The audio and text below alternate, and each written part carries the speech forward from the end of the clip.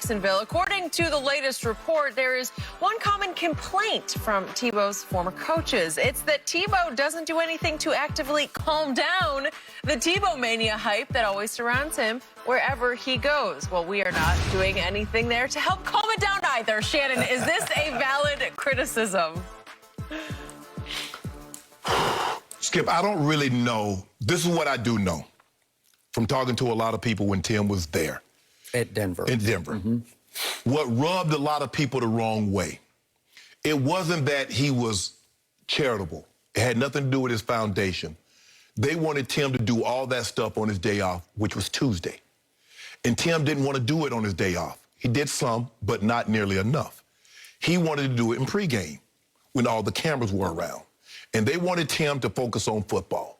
And that rubbed him a wrong way. And nobody broached that. They talked to him about it, but they weren't as aggressive as they wanted to be because of the very reason that you said he was discriminated, getting kicked out of the league because of his religion. So you're saying pregame, taking pictures with all kids? Yes, and all that. It rubbed his teammates and a lot of people in the higher-ups the wrong way because they're like, are you focused? Because I see a lot of other guys, and that's not what they're doing, foundation work on company's time. Now, if you want to do that on Tuesday, which is the player's day off, or if you want to do some of that on Friday after a short day, or Saturday, they would prefer you not do it on Saturday because, you know, this is right before the game, Skip, and obviously you can't do it if you're traveling. But they want your mind to start focusing on the task on Sundays. And Tim was unconcerned with that. And so that rubbed a lot of people in that building the wrong way. People keep saying, Tim, look, Reggie White wore his religion on his sleeve equally as devout as Tim Tebow. But Reggie's play, we talk more about Tim Tebow's religion than his play. And this notion, Skip, we got to stop this notion. I want to know the time, because I can give you a point in time when every other group has been discriminated against. I want someone to tell me the time in the year that a straight, white, Christian, or evangelical male has been discriminated against in America. Now, I can give you when blacks were discriminated against. I can give you when the Jewish community was discriminated against.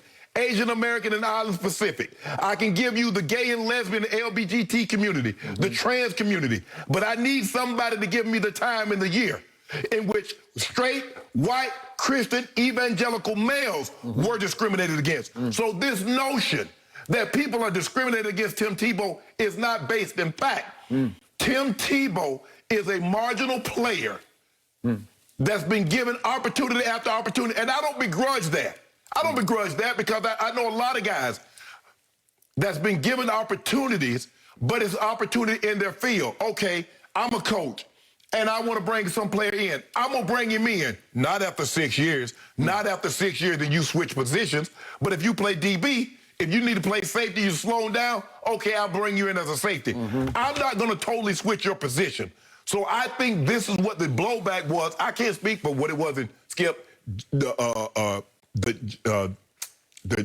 Jets or New England or Philly or any other place that he went. I can just speak to Denver and what I was told that rubbed a lot of people the wrong way. It was this, that Tim sought the media. He sought the cameras. He sought the attention. He loved the attention. And that's what rubbed them a lot the wrong way. Okay. All right, my turn. The year of 2011 was a wild ride when I was on ESPN, and I was a fan of Tebow's because I first guessed it ahead of the draft. I said, hey, all I know is that's a force of competitive nature. Not going to be a great player, not going to win make a Pro Bowl, but he can win football games if you let him run the Urban Meyer offense in pro football. I said I would take him bottom of the first round, and I would give him a chance to win games because he will. He'll do it unconventionally, and you're going to have to be an outside-the-box thinker. But Josh McDaniels, highly respected offensive mind, said, yep, I'm going to do that. And he took him with the 25th overall pick. And if Josh McDaniels had stayed afloat in your Denver with your Broncos, we might be having a very, very different story because Tim Tebow might have gone on and started for 6 or 8 or 10 or 12 years for your Denver Broncos because in his very first year starting, all he did was turn them around from 1-4 into the division champs. the #1 rushing attack in pro football, and he beat Pittsburgh in a home playoff game. That was an extraordinary start for a first-year starter, because you know and I know how hard it is to just get thrown into a fire with a bad football team and turn it around as a first-year NFL starting quarterback. Okay. Hard. So here's what I learned in 2011. Because I had driven the Tebow bandwagon, well, obviously, we had hoped that maybe we could get him on the show at some point. We could not get him on the show because he did not do interviews. Late in that football season, we finally got him on for like 6 or 8 minutes via satellite from Denver. And it was on his off day, I believe, on a Tuesday. And we got him, and he is, I'll be upfront with you about this, he's not a very good interview because he's not very nothing. I mean, he says nothing. He deals in cliches, and he sidesteps. Very guarded. Very guarded, but obviously if you ask him about his religion, he will tell you about his religion. Right. Because I don't want to get too deep into religion, but obviously he was born to missionary parents in the Philippines, and his mission in life, taught to him by his parents and by the Bible, is that you try to become a witness. You proselytize. You give your testimony to any and everybody who will listen to it, because that's what the whole New Testament is about. Jesus is telling his disciples, they're all fishermen, I need you to be fishers of men. That's what you do. Right. I don't like the label evangelical Christian. It's like, well, every Christian's supposed to be evangelical, right? I mean, that's your mission from the Bible. Right. Okay. So again, don't want to get too deep into this, but if you ask him, just like Reggie, or every time I hear Bradley Beal interviewed after the games, he said, "I want to thank my Lord and Savior Jesus Christ." Says it every night.